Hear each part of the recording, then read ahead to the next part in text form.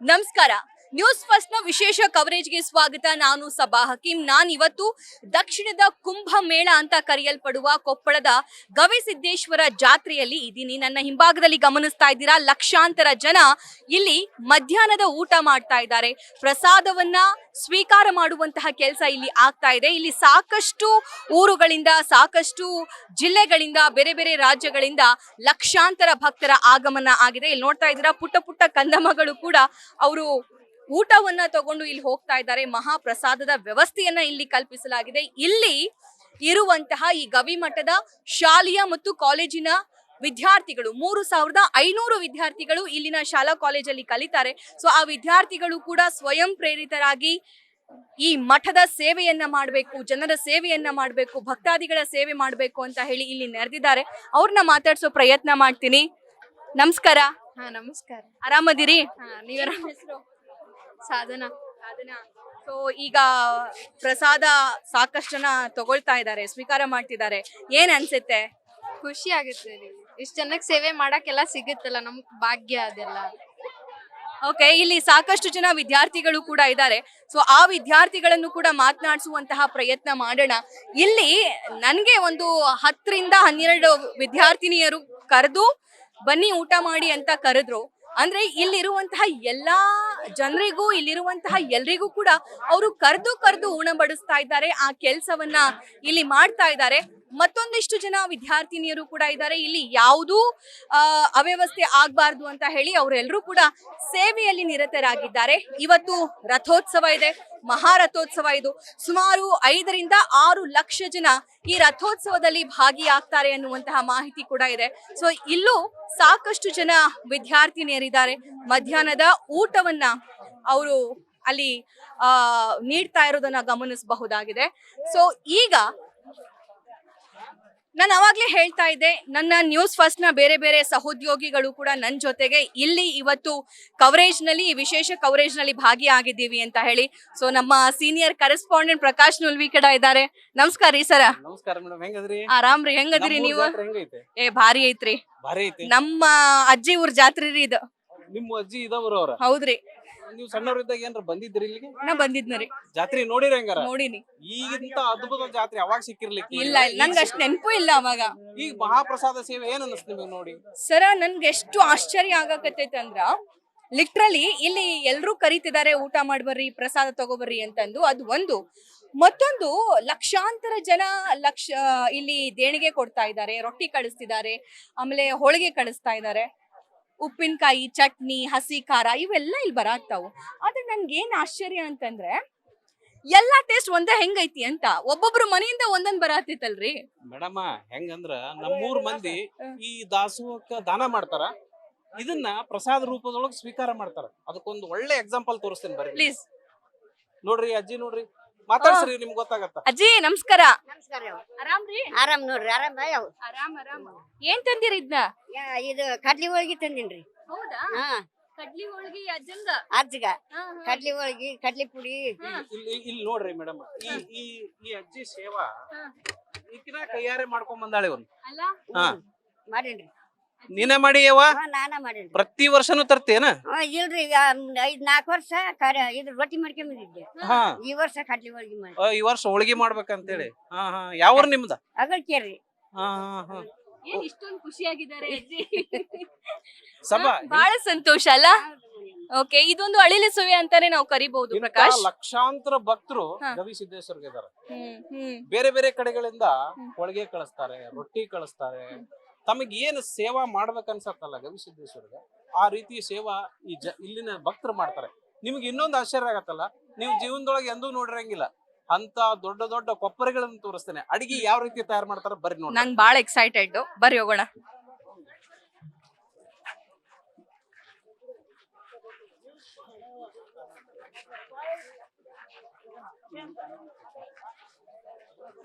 ಕಾಲ್ ಬರಲ್ಲ? ಇಲ್ಲಿ ಬರಲ್ಲ. ಬರ್ರಿ ಸಭಾ. ನೀವು ಇಲ್ಲಿ ಒಂಚೂರು ಒಳಗ್ ಬರ್ರಿ. ಇಂತ ಕೊಪ್ಪರಿಗೆ ಎಂದಾರ ನೋಡಿರಿ ನಿಮ್ ಜೀವನದಾಗ?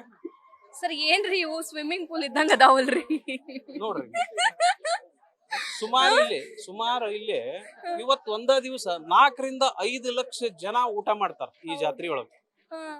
ಅದಕ್ಕಾಗಿ ಏನೆಲ್ಲ ತಯಾರು ಮಾಡ್ಬೇಕಲ್ಲ. ಈಗ ಭಕ್ತರು ಹೋಳಿಗೆ ಕೊಡ್ತಾರ, ಸಾರು. ಭಕ್ತರು ಹೋಳಿಗೆ ಕೊಡ್ತಾರ, ಭಕ್ತರು ರೊಟ್ಟಿ ಕೊಡ್ತಾರ. ಉಳ್ದಿದ್ ಮಾಡ್ಬೇಕಲ್ಲ, ಹೌದು.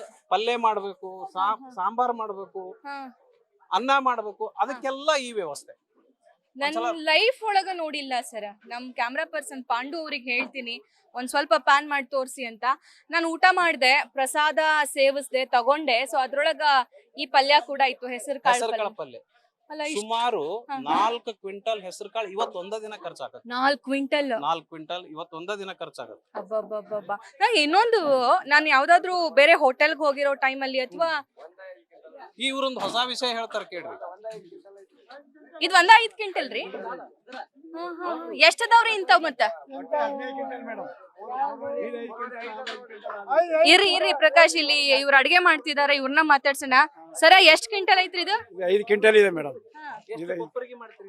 ಈಗ ಒಟ್ಟು 8 ಕೊಪ್ಪರಿಗೆ ಇದೆ ಮೇಡಮ್. ನಾಳೆ ಮತ್ತೆ ಮಾಡ್ಬೇಕ್ರಿ.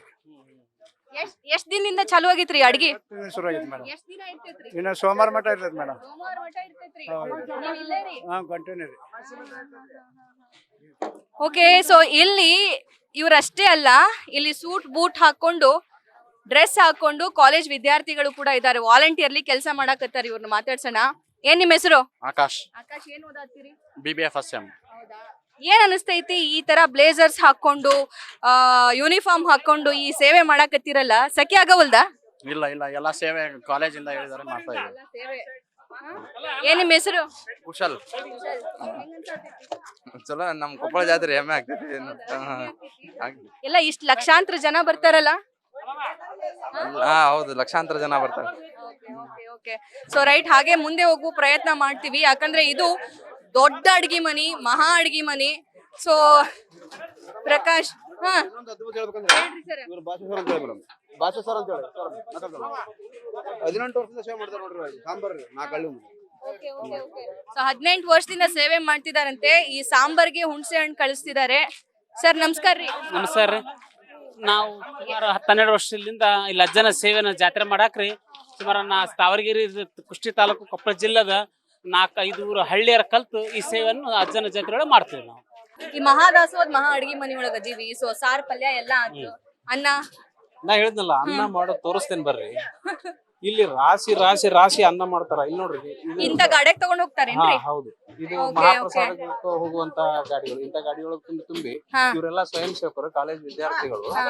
ಇವರೆಲ್ಲ ಏನ್ ಮಾಡ್ತಾರ ಅಂದ್ರೆ ಇಲ್ಲಿ ಸೇವಾ ಮಾಡೋದಕ್ಕೆ ನಿಂತ್ಕೊಂಡಿರ್ತಾರೆ. ಏನ್ ಹೆಸರು? ಸಾಯಿರ್ ಅಂತ. ಊಟ ಆಯ್ತು? ಸಾಯಿರ್. ಓಕೆ. ಏನ್ ಅನ್ಸ್ತೈತಿ ಅಜ್ಜನ್ ಜಾತ್ರೆ ಬಗ್ಗೆ? ಚೆನ್ನಾಗ್ ಅನ್ಸ್ತದೆ. ಯಾಕೆ ಅಷ್ಟೊಂದು ನಾಚ್ಕೊಳ್ತಿರೋದು? ಯಾವ್ರು? ಹೊಸಪೇಟೆ. ಸರ, ನೀವು ಸೇವೆ ಮಾಡತ್ತೀರಿ? ನಾವು ಸೇವೆ ಮಾಡಕ್ ಬಂದ್ವಿ. ಏನ್ ಮಾಡಿರಿ? ನಾವು ವ್ಯವಸಾಯ ಮಾಡೋರು. ನಾವು ಇಲ್ಲಿ ಭಕ್ತಿ ಸೇವೆ ಮಾಡ್ತೇವ್ರಿ. ನಮ್ಮ ಕೊಪ್ಪಳ ಜಿಲ್ಲಾ ವೀರಾಪುರದವ್ರು, ಬಸವರಾಜ ಲಕ್ಷ್ಮೀ ಅಂತ ಹೇಳಿ. ಸರಿಮ್ಮ, ಸರಿ ಆಯ್ತು. ಇಲ್ಲಿ ಈಗ ಓಕೆ, ಅನ್ನ ತಯಾರು ಮಾಡೋ ಪ್ಲೇಸು. ಈ ರೀತಿಯಾಗಿ ನಿರಂತರವಾಗಿ ಬೆಳಗಿನಿಂದ ಸಾಯಂಕಾಲವರೆಗೂ ಈ ಅನ್ನ ತಯಾರಾಗ್ತಾನೆ ಆರದೇ ಇಲ್ವಾ? ಆರದೇ ಇಲ್ಲ. ಇವಲ್ಲಿ ತಯಾರಾಗ್ತಾನೇ ಇರತ್ತ. ಅಲ್ಲ, ಇಷ್ಟು ದೊಡ್ಡ ಅಡಿಗೆ ಮನಿಗ್ ನೀವು ಕರ್ಕೊಂಡ್ ಬಂದಿರಿ. ಇದು ಉತ್ತರ ಕರ್ನಾಟಕದ ಅತಿ ದೊಡ್ಡ ಅಡಿಗೆ ಮನಿ ಅಂತ ಹೇಳಿ ಅನ್ಕೋಬಹುದಲ್ಲ? ದಿನಕ್ ಲಕ್ಷಾಂತರ ಜನ. ಪಕ್ಕ ಇದು ಉತ್ತರ ಕರ್ನಾಟಕದ ದೊಡ್ಡ ಅಡಿಗೆ ಮನೆ. ಇದು ಈ ದಾಸೋಹ ಇದೆ ಇದು ಇವತ್ತಿಗೆ ಅಷ್ಟೇ ಅಲ್ಲ, ಸುಮಾರು 15 ದಿನಗಳವರೆಗೂ ಈ ಟೆಂಟ್ ತೆಗೆಯೋದಿಲ್ಲ. ಇಲ್ಲಿ 15 ದಿನಗಳವರೆಗೂ ಈ ದಾಸೋಹ ಇದ್ದೇ ಇರುತ್ತೆ. ನೋಡ್ರಿ, ಇಲ್ಲ ಅನ್ನದ ರಾಶಿ ನೋಡ್ರಿ ಹೆಂಗಿರ್ತದ ಅಂತ. ಅಲ್ಲಿ ಕಟ್ಟಿಗೆ ಒಟ್ಟಿರೋದ್ ನೋಡ್ರಿ ಸರ, ಎಷ್ಟದಾವು. ಆಕ್ಚುಲಿ ಇಲ್ಲಿ ಒಳ್ಳೆ ಎಕ್ಸಿಬಿಷನ್ ಕರ್ಕೊಂಡ್ ಬಂದಂಗ್ ಫೀಲ್ ಆಗಕತ್ತೈತಿ. ಇಲ್ಲಿ ಅನ್ನದ ರಾಶಿ ನೋಡ್ರಿ ಹೆಂಗ್ ಅನ್ನದ ರಾಶಿ ಐತಿ. ಇಂತ ರಾಶಿ ಯಾವುದೇ ಕಾರಣಕ್ಕೂ ಅನ್ನ ರೊಟ್ಟಿ ಯಾವುದೂ ಕೂಡ ಭಕ್ತರಿಗೆ ಕೊರತೆ ಆಗಬಾರದು. ಓಕೆ. ಸೊ ನಾನು ಇಲ್ಲಿ ನಮ್ ಕ್ಯಾಮ್ರಾ ಪರ್ಸನ್ ಪಾಂಡುಗ್ ಹೇಳ್ತೀನಿ. ಸೊ ಇಲ್ಲಿ ಅನ್ನ ಇಂತ ದೊಡ್ಡ ದೊಡ್ಡ ಪಾತ್ರೆ ಒಳಗ, ಕಂಟೈನರ್ ಒಳಗ ಹಾಕಿ ಹೊರಗಡೆ ಕಳಿಸ್ತಾ ಇದ್ದಾರೆ. ಕಾರಣ ಏನು ಅಂತಂದ್ರೆ ಯಾರಿಗೂ ಅನ್ನದ ಕೊರತೆ ಆಗ್ಬಾರ್ದಂತ. ಸರ, ಬ್ಯಾಗ್ ಹಾಕೊಂಡ್ ಸೇವೆ ಮಾಡಾಕತ್ತೀರಿ? ಯಾವ್ರಿ? ನಮ್ದು ರಾಯಚೂರು ಡಿಸ್ಟ್ರಿಕ್ಟ್ ಸಿಂಧನೂರಿಂದ ಬಂದಿದ್ದು ಮೇಡಮ್. ಪ್ರತಿ ವರ್ಷ ಬರ್ತೇನೆ ಮೇಡಮ್ ಅಲ್ಲಿಗೆ. ಸೇವೆ ಮಾಡೋದಂದ್ರೆ ಒಂದು ಪುಣ್ಯ, ಇದು ಭಾಗ್ಯ. ಅದು ಅದು ಯಾರಿಗೆ ಸಿಕ್ಕಿದೆ ಗೊತ್ತಿಲ್ಲ, ಲಾಸ್ಟ್ ಟೈಮ್ ಸಿಕ್ಕಿಲ್ಲ ಮೇಡಮ್, ಈ ವರ್ಷ ಸಿಕ್ಕಿದೆ. ಸೇವೆ ಮಾಡೋ ಅವಕಾಶ. ಹಾ ಮೇಡಮ್. ಓಕೆ, ನೋಡಿ ಅವ್ರನ್ನ ಸೇವೆ ಮಾಡೋ ಅವಕಾಶ ಈ ವರ್ಷ ಸಿಕ್ಕಿದೆ, ಹೋದ್ ವರ್ಷ ಸಿಕ್ಕಿರ್ಲಿಲ್ಲ ಅಂತ ಅಷ್ಟೊಂದ್ ಸಂತೋಷ. ಹುಡ್ಕೊಂಡು ಹೋದ್ರೆ ಇಂಥವ್ರು ಎಲ್ಲರೂ ಕೂಡ ಸೇವೆ ಮಾಡೋ ಅವಕಾಶ ಕಲ್ಪಿಸ್ಕೊಂಡ ಇಲ್ಲಿಗೆ ಬಂದಿರ್ತಾರ. ನನಗೇನಾದ್ರೂ ಒಂಚೂರು ಸೇವೆ ಮಾಡೋ ಅವಕಾಶ ಸಿಗ್ಲಿ. ನೋಡ್ರಿ ಇಲ್ಲಿ. ಇವ್ರೆಲ್ಲ ಸ್ವಯಂ ಸೇವಕರು, ಎಲ್ರು ಕೂಡ ಯಾವುದೇ ಫಲಾಪೇಕ್ಷೆ ಇಲ್ಲದೆ ಕೆಲಸ ಮಾಡುವಂತವ್ರು. ಸೊ ಅಲ್ಲಿ ಕೆಲಸ ಮಾಡಿ ಮಾಡಿ ಸುಸ್ತಾಗಿ ಒಂದ್ ಸ್ವಲ್ಪ ರೆಸ್ಟ್ ಮಾಡತ್ತಾರ. ಅಷ್ಟೇ. ಇಷ್ಟು ಬಣ ಬಣ ಬಿಸಿಲು. ಯಜಮಾನ್ರ ಅದಾರ, ಮಾತಾಡ್ಸೋಣ. ಯಜಮಾನ್ರ ನಮಸ್ಕಾರ. ಯಜಮಾನ್ರ ನಾಚ್ಕೊಳ ಹತ್ತಾರ, ತುಂಬಾ ಜನ ಅದಾರ ಇಲ್ಲಿ. ಇವ್ರೆಲ್ರು ಕೂಡ ಸ್ವಯಂ ಸೇವಕರು. ಸೊ ಇವರು ಅವರ ಪ್ರೀತಿಯಿಂದ ವಾಲಂಟಿಯರ್ಲಿ ಬಂದು ಇಲ್ಲಿ ದೇವರ ಅಜ್ಜನ ಸೇವೆಯನ್ನ ಮಾಡ್ತಿದ್ದಾರೆ. ಸೊ ಈಗ ಪ್ರಕಾಶ್ ನನ್ಗೆ ಎಲ್ಲಿ ಕರ್ಕೊಂಡು ಹೋಗ್ತಾ ಇದ್ದೀರಾ? ಈಗ ನಿಮ್ಗ ಉತ್ತರ ಕರ್ನಾಟಕದ ಒಂದು ಸ್ಪೆಷಲ್ ಸ್ವೀಟ್ ಐಟಮ್ ಐತಿ. ಆ ಸ್ವೀಟ್ ಐಟಮ್ ದಾಸ್ತಾನ ಇಲ್ಲಿ ಮಾಡಿದಾರ. ಅದನ್ನ ನೋಡ್ರಿ ಒಂದ್ಸಲ. ಏನ್ ನಿಮಗ್ ನೋಡ್ರಿ, ನೀವು ತಿಂದಿರಿ ಒಮ್ಮೆರ? ತಿಂದಿದ್ರಿ. ನೀವು ಉತ್ತರ ಕರ್ನಾಟಕದವ್ರ. ಹೌದ್ ಮತ್ತ. ಮಾದ್ಲಿ ಅಂತ ಹೆಸರು. ವಿಶೇಷವಾಗಿ ರೊಟ್ಟಿ ಮತ್ತು ಬೆಲ್ಲವನ್ನ ಬಳಸಿ ಇದನ್ನ ತಯಾರು ಮಾಡಿರ್ತಾರ. ಇದು ಈ ಜಾತ್ರೆಯ ಸ್ಪೆಷಲ್. ಉತ್ತರ ಕರ್ನಾಟಕದೊಳಗ ಬಹುತೇಕ ಜಾತ್ರೆಗಳಲ್ಲಿ ಈ ಮಾದ್ಲಿ ಇರ್ತದ. ನೋಡ್ರಿ ಒಂದ್ಸಲ ತಿಂದ್ ನೋಡ್ಬಿಡ್ರಿ ಹೆಂಗದ.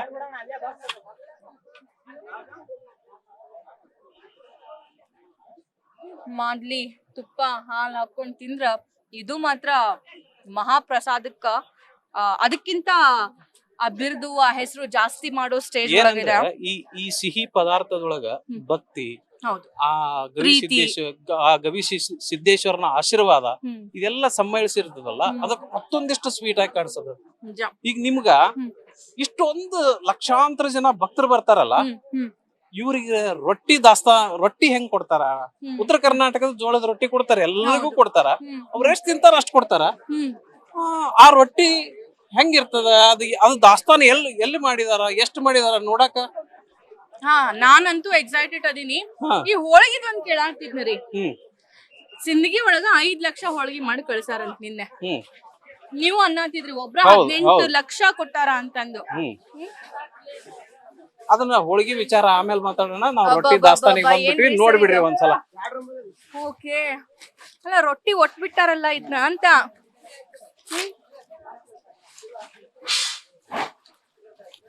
ಬರ್ರಿ ಇಲ್ಲಿ. ಏನ್ ನಿಮ್ ಹೆಸರು? ಬಸವರಾಜ್. ಯಾವ ಸ್ಕೂಲು? ಏನ್ ಮಾಡ್ತೀರಿ? ಗವಿಸಿದ್ದೇಶ್ವರ. ಯಾವ ಕ್ಲಾಸು? PUC first PUC. ಏನಿದು ರೊಟ್ಟಿ ಇಷ್ಟೊಂದು ಹೆಂಗ್ ಬಂತು? ಯಾರು ಕೊಟ್ರು? ಭಕ್ತರು ಕೊಟ್ರು. ದಿನ ಕೊಟ್ಟು ಕಳಿಸ್ತಾರ? ದಿನ ಕೊಟ್ರು. ಏನ್ ಅನ್ನಿಸ್ತೈತಿ ನಿಮ್ಗ? ಇಲ್ಲಿ ನೀವ ಮುಂದ್ ಬಂದು ನಾವು ಕೆಲ್ಸ ಮಾಡಕತ್ತೀರಿ, ಇಷ್ಟೊಂದು ಹೋಗೋರ್ ಬರೋರ್ ಊಟ ಮಾಡ್ಕೊಂಡ್ ಹೋಗ್ರಿ ಅನ್ನತ್ತೀರಿ, ಹೆಂಗ್ ಅನ್ಸತೈತಿ ನಿಮ್ಗ? ಅಜ್ಜನ್ ಸೇವಾ ಅಜ್ಜನ ಆಸ್ಥಾನೊಳಗ್ ನೀವ್ ಅದೀರಿ. ಏನ್ ಅನ್ಸ್ತೈತಿ ನಿಮ್ಗ? ತುಂಬಾ ಖುಷಿ ಆಯ್ತು. ಅಜ್ಜ ಸಿಕ್ಕಿದ್ರ? ಯಾವತ್ತಾದ್ರೂ ಮಾತಾಡ್ಸದ್ರ? ಮಾತಾಡ್ತಾರೆ. ಏನ್ ಹೇಳ್ತಾರೆ? ಸೇವೆ ಮಾಡ್ರಂತ ಸೇವಾ ಮಾಡೋ ಜೊತೆ ಬೇಸ್ ಓದಿಕ್ಯಾರ ಅಂತ. ಏನಂತಾರೆ? ಸೇವಾ ಮಾಡೋ ಜೊತೆ ಬೇಸ್ ಓದಿಕ್ಯಾರ ಅಂತ. ಬೇಸ್ ಓದ್ಕೊಳ್ರಿ ಅಂತಂದ್ರೆ ಚೆನ್ನಾಗಿ ಓದ್ಕೊಳ್ಳಿ ಅಂತ ಅಂದು. ಸೊ ನಾನು ಮತ್ತೊಂದ್ಸಲ ಹೇಳ್ತೀನಿ ನಮ್ ಕ್ಯಾಮ್ರಾ ಪರ್ಸನ್ ಪಾಂಡುಗೆ, ನೀವು ನೋಡ್ತಾ ಇದ್ದೀರಾ ಮಹಾ ದಾಸೋಹದಲ್ಲಿ ಪ್ರತಿಯೊಬ್ರು ಕೂಡ ತಿನ್ನುವಂತಹ ರೊಟ್ಟಿಗಳಿವು. ಕೇವಲ ಜೋಳದ ರೊಟ್ಟಿ ಮಾತ್ರವಲ್ಲ, ಅದ್ರೊಳಗೆ ಸಜ್ಜಿ ರೊಟ್ಟಿ ಕೂಡ ಇದೆ. ಸೊ ಅಕ್ಕಪಕ್ಕದ ಮಿಕ್ಸ್ ಎಲ್ಲ ಇದೆ. ಎಷ್ಟಿದೆ? 15 ಲಕ್ಷ. 15 ಲಕ್ಷ ಇದಾವೆ. ಬರ್ತಾನೆ ಇದೆಯಾ ಈಗ್ಲೂ? ಎಲ್ಲೋದ್ರು ಈ ಸ್ಟೂಡೆಂಟ್ಸ್ ಗಳ ಮಧ್ಯೆ ನಮ್ಮ ಪ್ರತಿನಿಧಿ ಪ್ರಕಾಶ್, ಎಲ್ಲಿದ್ದೀರಾ? ಏನಂದ್ರೆ ಇದೇ ವಿಶೇಷ ಈ ಜಾತ್ರೆಯದ್ದು. ಇಲ್ಲಿ ಭಕ್ತರೇ ಏನು ಅರ್ಪಿಸ್ತಾರೆ, ತಮ್ಮ ತನು ಮನ ಧನವನ್ನ ಅರ್ಪಿಸಿ ಈ ಜಾತ್ರೆ ಮಾಡ್ತಾರೆ. ಈ ಪ್ರಸಾದನು ಕೂಡ ಭಕ್ತರ ತರ. ಒಂದು ಅಜ್ಜಿ ಮಾತಾಡ್ಸಿದ್ರು, ಹಂಗೆ ಹೋಳಿಗೆನೂ ಕೊಟ್ಟು ಕಳಿಸ್ತಾರೆ, ರೊಟ್ಟಿನೂ ಬರ್ತದ. ಈ ಉಳಿದಂತ ಪದಾರ್ಥಗಳು ಇನ್ನು ಹಾಗೆ ಆವಾಗ್ಲೇ ಮಾಡಿ ಅವಾಗ್ಲೇ ತಿನ್ನೋ ಪದಾರ್ಥಗಳೇನಿರ್ತಾವ ಅವಷ್ಟೇ ಇಲ್ಲಿ ರೆಡಿ ಆಗ್ತಾವ. ಅಂದ್ರೆ ನೀವು ನೋಡಿ ಬಂದ್ರಿ, ಪಲ್ಯ, ಚಪ, ಇದು ಏನು ಅನ್ನ, ಸಾಂಬಾರ್, ಇದು ಇಲ್ಲಿ ರೆಡಿ ಆಗ್ತದ. ಉಳ್ದಂಗೆ ಈ ರೊಟ್ಟಿ, ಈ ಹೋಳಿಗೆ ಆಗಿರ್ಬೋದು, ಇವೆಲ್ಲನೂ ಕೂಡ ಭಕ್ತರು ಕೊಟ್ಟು ಕಳಿಸ್ತಾರ. ಸುಮಾರು ಈಗ ನಾ ಹೇಳ್ದಂಗ 15 ದಿವಸ ಇದೇ ರೀತಿಯಾದಂತ ಪ್ರಸಾದ ಇರ್ತದೆ.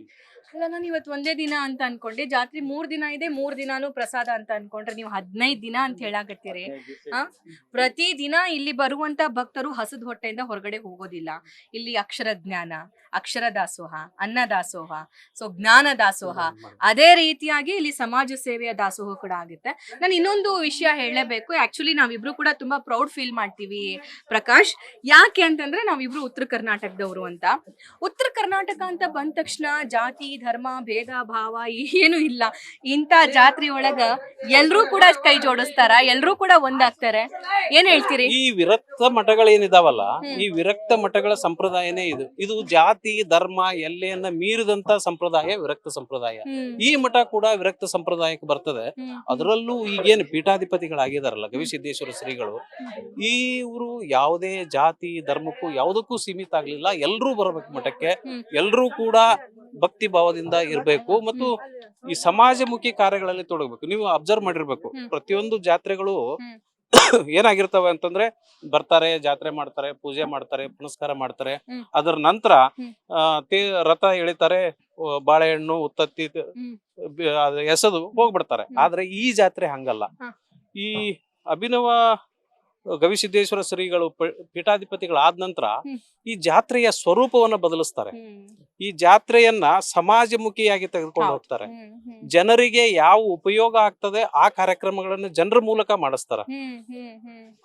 ಅಂತ ಕಾರ್ಯಕ್ರಮಗಳಲ್ಲಿ ಅಂಗಾಂಗ ದಾನ, ಕಣ್ಣು ದಾನ, ರಕ್ತದಾನ, ಲಕ್ಷ ಉದ್ಯೋಗ ಮೇಳ, ಈ ವರ್ಷದ್ದು ಕಾಯಕಲ್ಪ, ಈ ವರ್ಷ ಏನು ಹಮ್ಮಿಕೊಂಡಿದಾರಲ್ಲ ಕಾಯಕಲ್ಪ ಅಂತೇಳಿ ಹಾಕೊಂಡಿದ್ದಾರೆ. ಇದು ಬಸವಣ್ಣನ ತತ್ವ. ಅಂದ್ರೆ ಕಾಯಕವನ್ನ ಪ್ರತಿಯೊಬ್ರು ಮಾಡ್ಲೇಬೇಕು.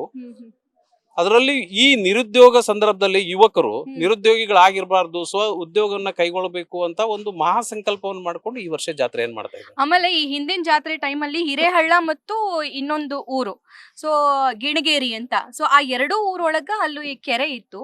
ಆ ಕೆರೆ ಒಂದ್ 30-40 ಹಳ್ಳಿ ಜನ ಅವಲಂಬಿಸಿದ್ರು. ಸೊ ಆ ಕೆರೆಗೆ ನೀರ್ ಭರ್ತಿ ಮಾಡ್ಬೇಕು, ಅದರ ಪುನರುಜ್ಜೀವನ ಆಗ್ಬೇಕು, ಅಲ್ಲಿರುವಂತಹ ಕೊಳೆ ಎಲ್ಲವನ್ನ ತೆಗಿಬೇಕು ಅಂತ ಅನ್ಕೊಂಡಿದ್ರು ಅಭಿನವ ಶ್ರೀಗಳು. ಅದಕ್ಕೆ ತಕ್ಕಂಗೆ ಅದನ್ನೆಲ್ಲ ಅವರೇ ಸ್ವಯಂ ಪ್ರೇರಿತವಾಗಿ ಅವರೇ ಜನರ ಹತ್ರ ಹೋಗಿ ದೇಣಿಗೆ ಕಲೆಕ್ಟ್ ಮಾಡಿಕೊಂಡು ಗಿಣಿಗೇರಿಯಲ್ಲಿ ಒಂದು ಕೆರೆ ಮಾಡಿದ್ದಾರೆ. ಆ ಕೆರೆಯಿಂದ 27 ಹಳ್ಳಿ ಜನ ನೀರು ಕುಡಿತಾ ಇದ್ದಾರೆ. ಸೊ ಅದೇ ರೀತಿಯಾಗಿ ಮತ್ತೊಂದು ಹಳ್ಳಿಯ ಕೆರೆ ಕೂಡ ಜೀರ್ಣೋದ್ಧಾರ ಮಾಡಿದ್ದಾರೆ. ಅಲ್ಲಿಂದ 40 ಹಳ್ಳಿಗಳ ಜನ ಅಲ್ಲಿಂದ ನೀರು ಉಪಯೋಗಿಸ್ತಾರೆ ಕುಡಿಯೋಕ್ಕೆ. ಏನಂತ ಸಭಾ, ಇವೆಲ್ಲ ಶ್ರೀಗಳು ಕೈಗೊಂಡಿರೋದು ಯಾಕೆ ಸಕ್ಸಸ್ ಆಗ್ತವೆ ಅಂತಂದ್ರೆ ಸ್ವತಃ ಶ್ರೀಗಳ ಕಾಯಕ ಯೋಗಿಗಳು. ಹೌದು. ಈಗ ನಾಳೆ ನೀವು ಬೆಳಗ್ಗೆ ಅವರ ಹೂಳೆತ್ತಿದ್ ನೋಡಿವಲ್ಲ ನಾವು ಕೆರೆಗೆ ಹೋಗಿ, ಕಸಬರಿಗೆ ತಗೊಂಡು ಸ್ವಚ್ಛ ಮಾಡಕ್ ನಿಲ್ತಾರ ಈ ಹುಡುಗರ ಜೊತೆ ನಿಲ್ತಾರಿಲ್ಲಪ್ಪ. ಯಾಕಂದ್ರೆ ನಾನು ನಿಂತ್ರೆ ಅವ್ರ ಮಾಡಕ್ ನಿಂತ ಮೇಲೆ ಇವ್ರು ಯಾಕೆ ಬಿಡ್ತಾರ? ಇವ್ರಿಗೆ ನಿಲ್ಲಬೇಕ. ಅವರೇ ಸ್ವತಃ ಕಾಯಕ ಯೋಗಿಗಳಾಗಿರೋದ್ರಿಂದ ಅವ್ರಿಗೆ ಏನ್ ಕಾರ್ಯಕ್ರಮ ಹಾಕೊಂಡ್ರೆ ಸಕ್ಸಸ್ ಆಗ್ತಾವ. ಒಟ್ಟಾರೆಯಾಗಿ ಈ ಕೊಪ್ಪಳದ ಜಾತ್ರೆ ಸಮಾಜಮುಖಿ ಜಾತ್ರೆ. ಡೆಫಿನೆಟ್ಲಿ. ಸೊ ಇದು ಕೇವಲ ದೇವರಿಗೆ ಮಾತ್ರ ಸೀಮಿತವಾಗಿರೋದಲ್ಲ, ಇದು ಸಮಾಜಮುಖಿ ಜಾತ್ರೆ. ಸೊ ಈ ಸಮಾಜಮುಖಿ ಜಾತ್ರೆಯ ಉದ್ದೇಶ ಏನು ಅಂತಂದರೆ, ನ್ಯೂಸ್ ಫಸ್ಟ್ನ ಈ ಕವರೇಜ್ನ ಉದ್ದೇಶ ಏನು ಅಂತಂದರೆ, ಇಲ್ಲಿರುವಂತಹ ಸದ್ಗುಣಗಳನ್ನು ಪ್ರತಿಯೊಬ್ಬರೂ ಕೂಡ ಅಳವಡಿಸ್ಕೊಳ್ಳಿ ಅಂತ. ಇಷ್ಟು ದೊಡ್ಡ ಮಟ್ಟದಲ್ಲಿ ಆಗದೆ ಇರ್ಬೋದು, ಬಟ್ ಒಂದು ಅಳಿಲು ಸೇವೆ ಅಂತಾದರೂ ಮಾಡ್ಬೋದಲ್ವಾ. ಸೊ ಇದನ್ನು ಹೇಳ್ತಾ ಈ ವಿಶೇಷ ಸೆಗ್ಮೆಂಟನ್ನು ನಾನು ಮುಗಿಸ್ತಾ ಇದ್ದೀನಿ. ಕ್ಯಾಮ್ರಾ ಪರ್ಸನ್ ಪಾಂಡುರಂಗ ಜೊತೆ ಪ್ರಕಾಶ್ ನೂಲಿ ಮತ್ತು Saba Hakeem, news first, Gavimath, Koppal. News first ನಿರ್ಭೀತಿಯಿಂದ ನಿಮ್ಮ ಪರವಾಗಿ.